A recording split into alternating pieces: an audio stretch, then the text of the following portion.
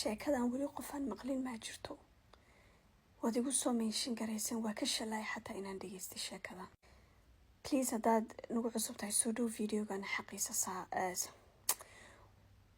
emotionkayga dhanaa wareersa waxbaa video xaqiisa siin daawada iska baxa daarta. say doontaba ha noqotee saaka waxaad igu soo wada meeshin garaysan maadaama sheekooyinka Suuriya aan ka hadlayay wiilkan magaciisa la yiraahdo Xamaad Almaazin.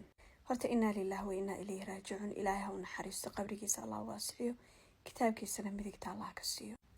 wiilkan Xamaad Almaazin wuxuu u dhashay wadankaasi Suuriya familigiisa oo dhan halkaas ay ka soo jeedaan. wiilkan yar wadankaas markuu joogay oo Suuriya asalkiisa ah wuxuu ahaa qof wax bartay wuxuuna bartay ahayd qaybta journalist ahaan ayuu bartay. soo markuu jaamacadda uu soo qalin jabiyay dabcan siyaasadda wadanka kuma uusan qanacsanin waxyaabaha dhacaya iyo wuxuu ahaa dadka soo gudbiya akhbaaraadka live-ka yacni meelaha dagaaladu inta ka dhacaa ay ka dhacayaan inta tagaan soo duuba ayuu kamid ahaa. maalin maalmaha kamida marka meel dagaal ka socda oo dowladda iyo dadkii markaas mucaaradka ahay ay isku haysteen ayaa lagu soo qabtay.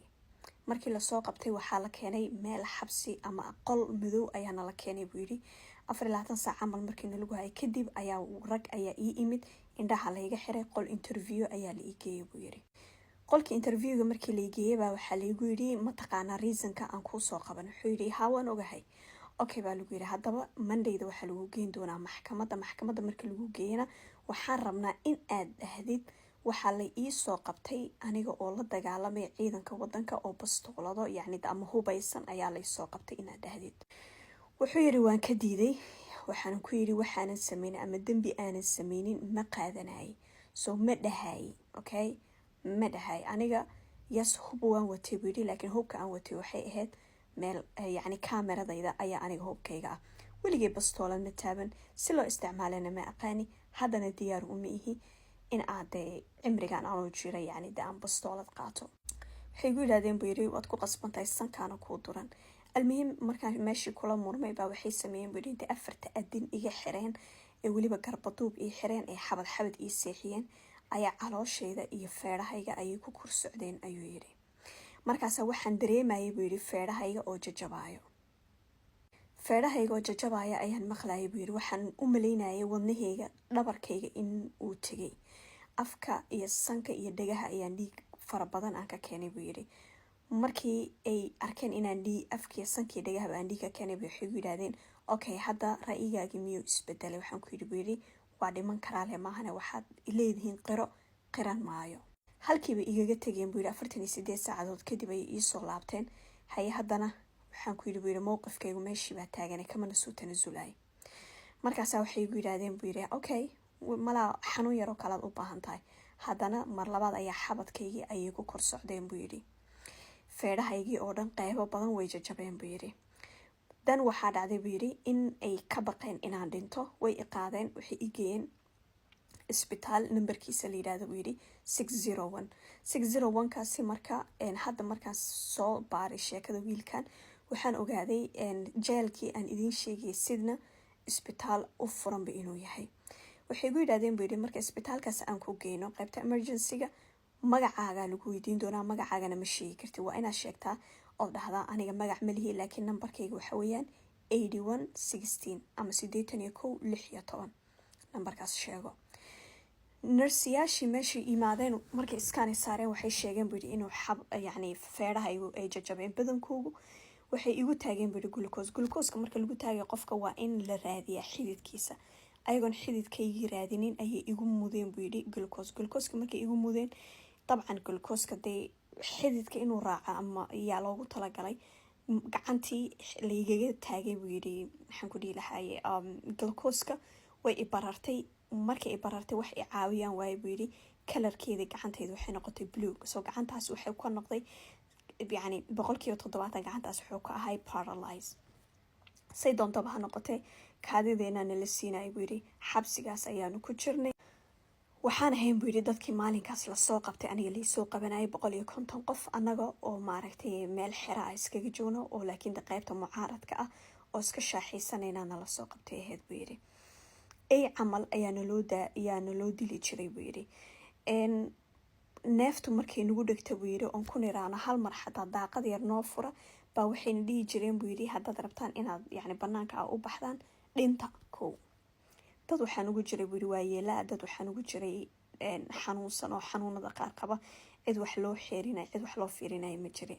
markay dadku agteyda ee ku dhintaan buu yidhi gaajo u dhintaan, tabardaro u dhintaan, dilka loo geysanay ee u dhintaan oon wacno ku niraado way dhinteen qofkan uu dhintay kaale meydka qaadan ku niraanana waxay labada lugood ayay qofka meydka intay labada lugood qabtaan ayay jiidi jireen buu yidhi ayagoo u quurin inay meydka xataa even ay kor u qaadaan ay dhihi jireen qashin qubkaas geeya inta qolkii lagu sifeynayay laga geynay. qolka lagu sifeynaya waa qolkan xalay tole videoda idinkuugu soo sheegay.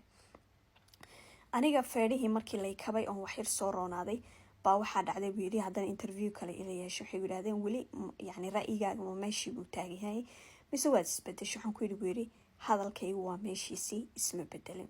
waxay sameeyeen buu yidhi sawirkan kor idiin soo saaray meeshaan halkaas maaragtay laabtinka gacanta nabarkaas waxay ii gaadhay buu yidhi markaan ku yidhi isma bedelin muddo kadib baa waxay sameeyeen buu yidhi labada gacmood ayaa waxay igaga xireen silsilado dhulkana waxay yacni dhulkiina way iga qaaday maaragtay qofka markuu isdaldalaya camal ilaahayna ma tuso nagumana sabo namana gaarsii baa labadii gacmood bay iigu xireen buu yidhi silsilad sidii qof waa laysoo laalaaday dhulka wuxuu ii jiraa buu yidhi ilaa iyo 30 centi ayuu dhulku ii jiraa soo aniga dhan waa laalaadaa miisaankaygii oo dhan labadaas gacmood ama meeshaas xabli wariidka ah ayay ku aadeen buu yidhi sababta keentay meeshaan in laynkan madow uu igu dhaco ay noqdaan taas marka waxay keentay buu yidhi inaan markii 30 minute almost asas usoo laalaaday aan dareemay xididada jirhkayga oo dhan tin ilaa iyo cirib in ay qarxi rabaan ayaan qayliyay buu yidhi markaan qayliyayba kab nin marka caskari oo meesha taagnaa kabtiisa ayuu soo saaray afka ayuu iiga geliyay buu yidhi uu igu yidhi qayli hadda bal waa kaasi almost 1 hour markaan saas ahay oon indhaha cadeeyay oon sanka iyo afka iyo meel walba aan dhiig ka keenay bay isoo dejiyeen buu yidhi markay isoo dejiyeen bay meel igu tuureen haddana sidii eyga oo kale 3 waqtina hal mar keliya ayaan wax cuni jirnay. oh my god walaalayaalow meeshanka waa idinka xiranaya wallahi billahi because sheekadan igtiaabay igu ridi rabtaa subxaanaka caza wajal weliba meydka marka la arko video sawirka meydka haddaa rabtaan tiktok magaciisa ku qora waad arkaysa laakiin inta ma soo saari kariyo tiktok wuu nagu dhigayaa say doontaba ahaatee ninkani aad bay ii jir dileen buu yidhi aakhirkii uu kasoo baxsaday wuuna soo tahriibay wuxuuna soo galay wadanka Holland.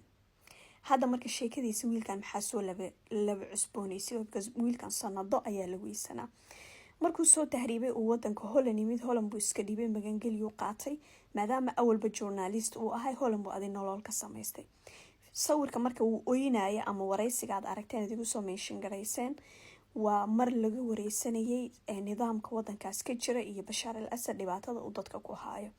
documentary uu sameeyay ayaa waxaa u gaadhay dabcan madaxdii wadankaasi oo Suuriya.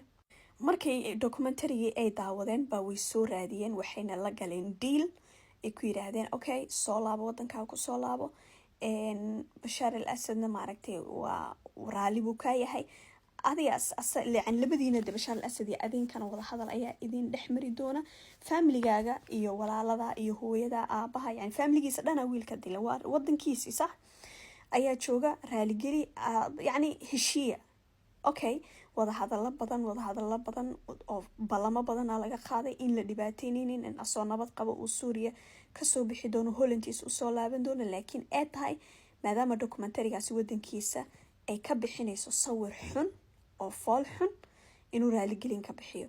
wiilkii Suuriya markuu ku soo laabtay dabcan airport-ka ayaa laga qaatay markii airport-ka laga qaatay intaas oo sanado wiilkan wuxuu ahaa qof misid ah oo la weysanay xalay meemse habeen hore markii la jabsaday xabsigii qaybta talaajadaha oo meydadkii ku jiray ayuu kamid ahaa wiilkan soo dameen dhaqaatiirta qaar waxay sheegeen wiilkani in muddo aba inuu mootana laakiin talaajada iyo daawooyin la mariyay darteeda uu meydkiisu ilaa hadda uu u yaalay. so marka Suuriya uu imaanayay mar uu diiday baa waxaa lagu yiri haddii aad imaan weydid hooyada aabaha gabdhaha kula dhashay war wixii adiga qaraabadaada oo dhan ayaa laga goynaysa soo dadkiisa iyo familgiisa u badbaadiyo u imaaday aakhirkiina meeshaas ku dambeeyay ilaahayna ha u naxariisto. depression ay uridi rabtaan idinka